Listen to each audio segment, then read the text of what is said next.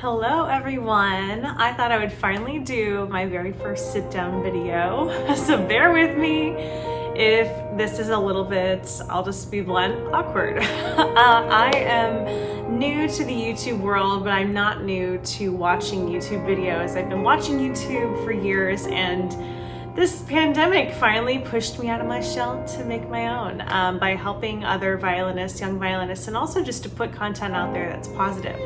So today I just wanted to come on here and here I am again. I'm gonna put like a little beep and just talk about why I chose the violin. Because I think that's obviously relevant to my channel, and hopefully some of you that are watching might be my students, some might be future students. So I think it's important to know your why of why you play an instrument. So I grew up North Texas with my mom, who is a violin but also strings teacher, and she worked in the public school system, and now she works at a private school with her own string program. And then my dad was an engineer. So I got my musical side from my mom, and I remember my earliest memories of her and I and the violin where she would play Disney songs for me, which is funny because that's what part of my channel is now. I love to play Disney covers. And so I remember always hearing the violin, loving it, thinking it was so comforting. And then on a family vacation, fast forward to when I was about 6 years old, we went to Branson, Missouri, and we heard the Haygoods at Silver Dollar City. And this is a family, look them up, they're still there, they're amazing. They're a family of 8, and I think just some of them play now. A whole family that played violin. It was all the brothers and a sister. They all had the violins out, and I was just mesmerized. And my mom described it as I just didn't want to do anything else that day. And there were roller coasters and fun things to do there, and all I cared about was hearing them play. So the minute that we left that day, I was like, I want lessons, and I was 6. So my mom and dad arranged for me to get lessons, and they signed me up into a Suzuki program, which I'm also now a Suzuki teacher, so full circle moment.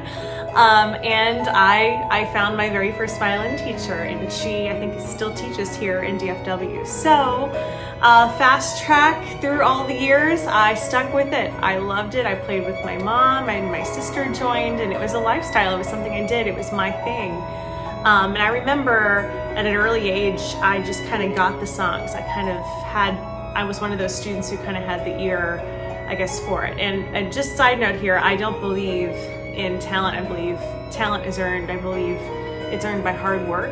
But there are some students, that students and like myself that can kind of hum a pitch easily back. Others have to work a little harder for that. So I remember having kind of an easy time being able to sing something back or play something back. And so fast track to high school, and I was kind of in my last year or so really wondering what I should do, and I was like, my passion's always been the violin, so I'm going to continue on with that. And we would often go to the symphonies, and I remember a couple times during high school we would go to the Bass Hall and hear the Fort Worth Symphony, and they performed film pop concerts, and those were by far my favorite. I would get goosebumps and just the emotional, and just be like, oh, that music is just so much. And I'm not your typical classical violinist. I actually have always gravitated towards pop music, film music. Film music was my number one, because I also was a huge, I loved movies, I loved Hollywood, I loved LA. So you can see, once read my bio, you'll see why everything kind of happened the way it was. These were my dreams. LA, playing films, playing for films, film music.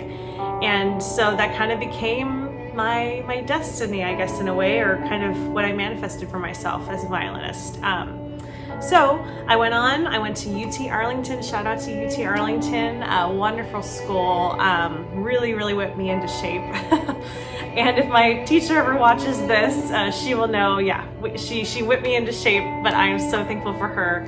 I'm so thankful for the program there, and any violinists in the DFW area who are looking for just a good program in the area, highly recommend UT Arlington, because also Dr. Evans is awesome.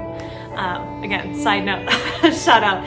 And so I went on, I finished there. I took an extra year to finish my studies because I was really getting myself together as a younger violinist. And then I went to California Institute of the Arts.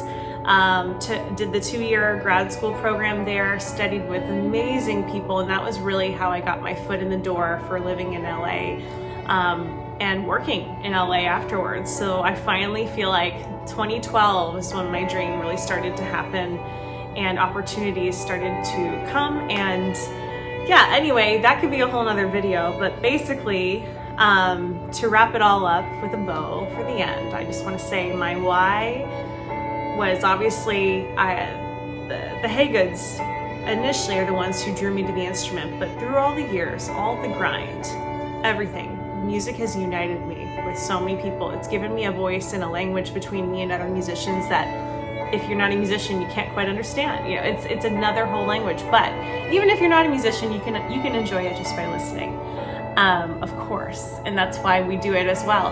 Music is healing, and just lately, that is my why. Fast track to I'm 30 years old now. I've been playing since I was 6. So just my why now is that, like, when there are no words left, music does speak. And I know it sounds cheesy, but it's true. And music brings out emotions in myself and everyone. I feel like it's that other language out there that's amazing and moving, and it heals. And I've gone through, this is another video too, I've gone through a lot of trauma in the last few years. Traumatic events have happened to me personally.